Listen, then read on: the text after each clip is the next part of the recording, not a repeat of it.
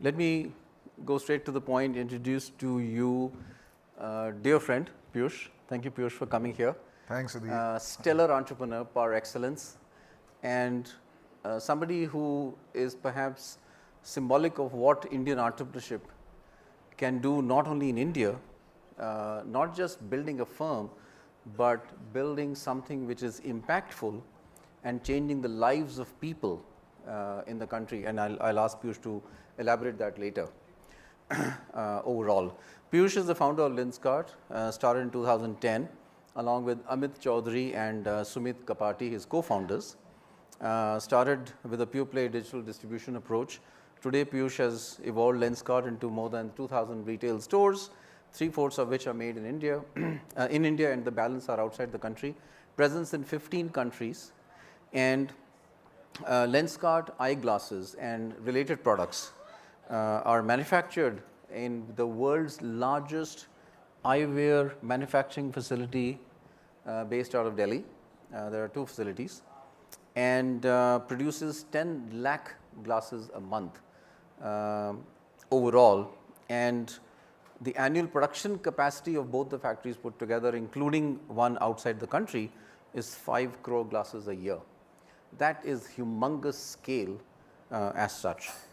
Lenskart is not just a leader in the Indian market, it's also an upcoming leader. You would be 7th largest in the world today, or 5th largest? Don't know. Okay, in the top 7 in the world in dollar terms, and one of the few companies who are approaching $1 billion revenue this year. When we came in 2011, and it was nice of Peyush to let us be investors. It was amazing. That time we invested just $4 million in the company at a post money of $10 million. Today the company has just completed a round with Adia at $4.5 billion.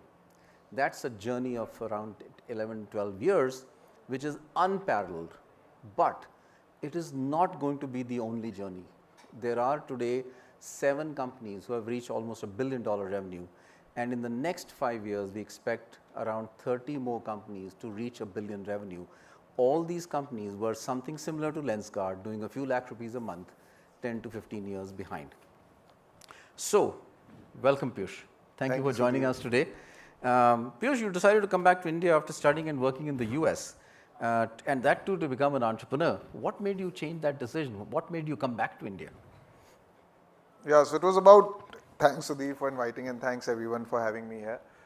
It was about 12 years back. I just somehow managed to get a job at Microsoft after failing the interview once and then preparing for that interview for 3 months the next time I applied, and I finally got the job, which I was dying to get. And after doing the job for a year, one fine day Bill Gates had invited some few employees to his lakeside house, and you know, sometimes you get inspired by people and beyond limits. And you know, he was talking about how he's going to move to Bill and Melinda Gates Foundation and make the world a better place. So I was thinking, I was sitting in the office and making PowerPoint better and Excel better every day, talking to expensive customers in Morgan Stanley and JP Morgan, adding the next feature in Microsoft Excel and PowerPoint. And I thought I also should be doing something which is change the world like Bill Gates is.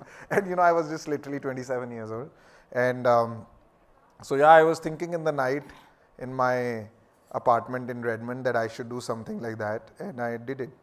I just left the job without and came to India. And just came to India without an idea. And I thought that that US will not have opportunity to create this kind of revolutions. India would have. Okay. Because like everywhere there are problems to be solved. So when I first met you, you had 4 businesses in the company. Yeah. And so what made you start the 4 businesses? And please do explain what the 4 businesses, and what made you focus on eyewear? Okay, so I'll correct that. So when you first met us, we were so enamored by, so then when I came across this problem of vision correction, which I read in a newspaper that India is the blind capital of the world and 75% people here who need vision don't have it. it was like that moment which I was looking for after Microsoft to, where I could probably make an impact. So I was on that journey, and I don't know investing or fundraising. So we were just quietly doing that out of our basement office, meeting customers, trying to understand. And then you guys reached out somehow. I still remember TCM came to our office and he said, "What are you guys up to?" I got an email from about Lenskart, and e-commerce is hot. And you suddenly said, "Take money." I didn't know how much money to ask, so I asked 2 crores. You gave 4 million. My dad is a CA. He said, "This doesn't sound right. Something is wrong." But yeah, we took the money. After you took the money, you said that, Eyewear is not so big.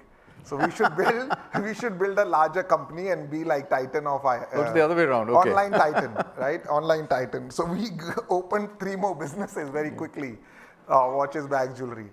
But 2 years doing it, I remember TCM and we were sitting, and Ronnie was asking me that what is my dream? And I told him I want to change the vision correction problem. So he said, "Then why are you doing the other stuff?" I was like, "I don't know." So he said, "If you shut the other stuff, then we will give you money." Now top line that time was 10 crores. 2 crores was coming from Eyewear. I literally used to spend 95% of my time on Eyewear. And rest 5%, 80% of top line was not my goal. So then TCM, your partner, and Ronnie told me that if you want to do just Eyewear, we will continue to fund you irrespective of valuation for you to do that, because we like you, what you are doing. That's it. That's why we shut the other 3, and the GMV went down. Nobody wanted to invest, but I was happier. So that was in some sense your pivot.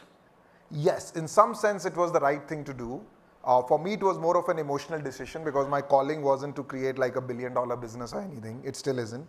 And when that burden of raising the next round of money got away, I could literally do. And what happened is we had like so much overhiring done because of these other businesses.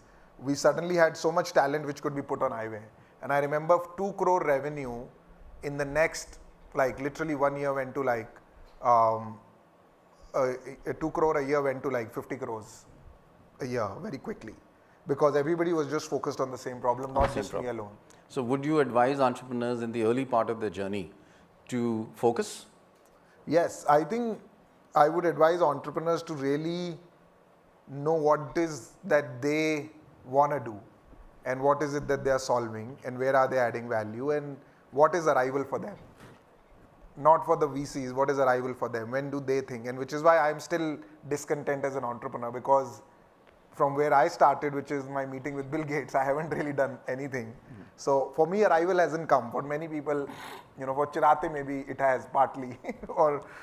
So I think I would urge entrepreneurs to really think hard, because don't do it just for the sake of doing it. It's not like you need to stay motivated in the journey. Right. So otherwise it kind of becomes dragging, and you're doing it for the wrong reasons. So coming back now, maybe the last question on impact. You mentioned Bill Gates, and then you mentioned your ability or your vision to have an impact, switching over to Lenskart as a focus. What is the impact which you've had through the eyewear business in the country? Can you sort of quantify that and define that? And what's your vision for that? So very little right now, right? I mean, there are about 700 million people in India who need vision. Vision correction. Vision correction. I think about when we started, maybe 170, 180 million people had it. Maybe we have added another 30 million people in India with vision correction. And globally, there are about 4.5 billion people who need glasses. Only 2 billion have it. According to World Health Forum and the largest health ailment in the world is not hearing aids, not malaria, not dengue, it's vision correction, right? Because a child who's going to school cannot really, we do so much work in the foundation, which my wife runs. We find kids who are in grade 7 who have pretty significant myopia, but they never had glasses. Right. In fact, 70% of school dropouts in India are because of vision issues. So I think the impact that we have had is that I think people are beginning to talk about eyewear, right? There's more awareness about this problem. I get calls from insurance companies saying, okay, let's think about vision correction. I have somebody who reached out to me from Ayushman Bharat saying, let's talk. So I think that is the impact. I think there is more accessibility. We haven't been able to make a national impact, but in a city like Bangalore, I think there is more impact. So Bangalore, we would be serving maybe 1 out of 3 people now. Oh, interesting. Right? Glasses. And the way I remember, people used to say, even I'm just saying from a revenue perspective, people used to say that eyewear market in India is 4,000 crores, right? And then people said that Bangalore would be 400 crores market and Lenskart would be 500 crores in Bangalore alone, right? So I'm just saying that that is the impact where we are saying, okay, we are pushing, and 60%, we do now about 10 lakh eye exams a month, which is not very large. You want to get to 1 crore very quickly. But 60% of these eye tests that we do every month are people who have never got their eyes tested before. Ever. That's significant influence. So that means 60% more people are getting myopia correction. The other thing that is changing right now, which I think is happening in India, but has not happened anywhere in the world, is that eyewear is becoming lifestyle. You know, on an average in US, everywhere, a consumer changes eyewear once every 2.5 years. At Lenskart, people buy 4 to 5 eyewear every 2 years, right? And I think overall in the Indian ecosystem, even without Lenskart, people are beginning to change eyewear once every 1 year. 1 year. Where Lenskart could be once every 4-5 months. So I think that change, India is leading ahead of every other market in the world. So coming back to, you mentioned your vision to go to address the needs of potentially 700 million people for eyewear correction. In India. In India, and of course larger numbers outside.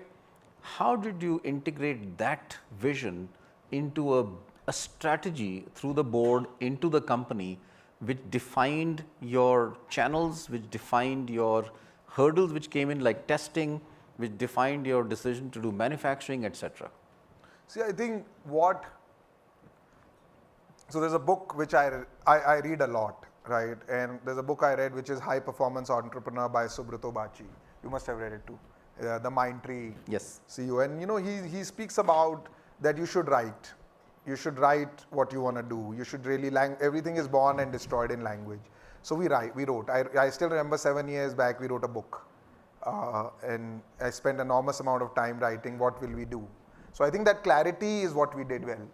What we want to be and because there are distractions that keep coming us, and we had learned our lesson early on. So we wrote that we want to give vision. So I think that clarity helped, and then over communicate what we want to do, because again, you know, you can never over communicate. You can just make people believe again and again, but if you keep changing your message every time, then people also get distracted. Now once that was set, it wasn't, to be honest, the strategy was only simple, that every day you come to work, you have to think why people who are buying, and why people who are not buying. And you have to just keep solving that problem for the next 20, 30 years. And the only way you can solve, and then you need to say, am I doing am I doing a good job of solving that problem? And for that, you know, there are 3 things that have worked well. You know, keep raising the bar for talent, keep raising the bar for technology, and keep raising the bar for culture in the company. That, you know, this culture doesn't die of constantly failing and learning. So I think, and when I say technology, I mean technology and data both. So I don't think there's a strategy that I can write that, okay, you have to do omni-channel. In fact, I don't know what is the strategy that, you know, and I believe that a company can, you know, some investors come and say Lenskart has found a mousetrap, right? I don't think you can ever find the mousetrap. You have to constantly unlearn, learn, and figure out. You know, a few years back, people were buying, you know, iPads didn't exist. Today, iPads exist.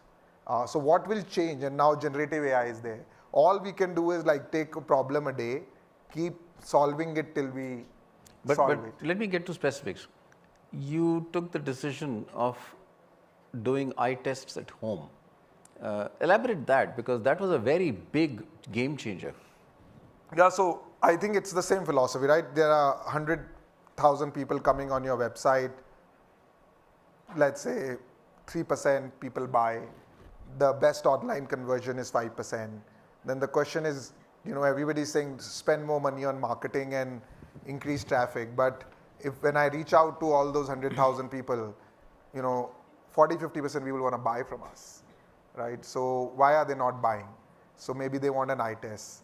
And they were coming to shops to do eye tests? yes, so we said, okay, let's go to their house. So we sent people on a van. Then we realized, okay, van is too clumsy, So but then we were on a bike. Yeah. Yeah, and now they can, then we said, okay, why book an appointment 6 days later? You can do it in 30 minutes. Yeah. So we can book an appointment right now in 30 minutes. You can And get you're an eye doing how test many eye tests a day right now? collectively right now In India?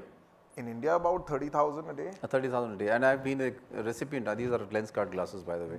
Okay. So, any if you want to try Lenskart eye test at home, please do try. It's a wonderful experience. Quick one. Going to your domestic market, you're a dominant player. Then you you decided to expand outside the country. What drove that decision? Then you acquired Ondays for a large $300 million sum in Japan, and then you're today in 15 countries. Explain that journey. Yeah, so I think, like I said, we just like we wrote something 7 years back, we also wrote something just 2 years back. And we, after COVID, myopia was growing very rapidly. And in many markets like Southeast Asia, myopia is now 80%, right? And in Hong Kong and all, it's 90%. So 8 out of 10 kids today have myopia. In India also it's growing. And we were kind of beginning to feel that if we think about the next 20, 30 years, what is the impact and what do we think we want to create?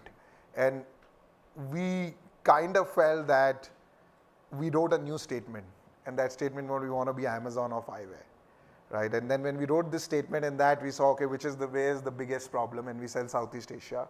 So we started working. We are not in a rush, but when we went into Southeast Asia, we piloted Singapore for 2 years. We realized that actually and the problem. You did well there. You did very well there. Yeah, we realized the problem is actually same. People don't have access to vision care. It's so expensive. The awareness is low. People are not. And when we met those customers, we could realize. So then we realized this dream, and we took a bold bet. We found some company which was present in physical locations, and the founders were just stellar, and I wanted more co-founders. So we put everything we raised in one company. And I've had the chance to meet the Ondays founders. Yeah, Amazing founders. I think the fundamentals are strong. Very strong, yeah. Quick question on technology. Right from selection of eyeglasses online to manufacturing technology, what are the top 3 technologies would you highlight, which is game changers as far as Lenskart is concerned, which has resulted in commercial usage? I think overall technology is a DNA, right? It's not like, I don't think companies become successful on a technology. It's a way of thinking, of problem solving, of A/B testing. You can apply it anywhere. Even if you're doing a property business, you can apply it. You can apply in farming. For Lenskart, I think that establishment of that DNA was, and I've seen it over and over again. We hire so many leaders. I've seen people who have leaders who have a technology mindset. They end up breaking the barriers and doing a lot more. But, generative AI has just become popular. But Lenskart started using AI like 7-8 years back. And we were when we started opening stores, there was this whole question that I used to sit in this review meeting where people would present properties for store locations, and people would ask me, do I approve or not? And I used to feel kind of stupid because I was flipping a coin and approving. I didn't know whether it'll do well or not. And everybody else was waiting whether, if I answer first, then everybody else would say yes. If I say no, everybody else would say no. So I started answering in the end. But the success rate was still poor. So we said, okay, and in college, I used to trade stock market using AI. That was my background. So we started creating algorithm, there's so much data on the internet about food delivery prices, etc. And we started predicting. So today, I think if you go to a latitude, longitude, we can predict with 95% accuracy what revenue would a Lenskart store do there. And that allowed us to open like 400-500 stores a year. So I think that technology, it's one example, very unique example that the second was, I think, this whole thing about, trying glasses, and we invested a lot in AR, and we have co-invested now in a company. But Lenskart invested in AR like 6-7 years back. So what we realized when we gave people this Lenskart app where they could try glasses thousands in a second, they suddenly started imagining themselves in those glasses and that frequency of buying. So there are innumerable examples, and also this manufacturing and software linkage, where the combination of hardware and software has a huge amount of potential. Where if you go to, let's say, Tirupati and you want to order Lenskart glasses and you want 2 mm more height in your lens, we wanted that in next 15 minutes your specs is on a machine, and nobody should tell the machine that you need 2 mm more. The machine should know immediately. So we started writing code for automation very early on. So that really helped. Excellent.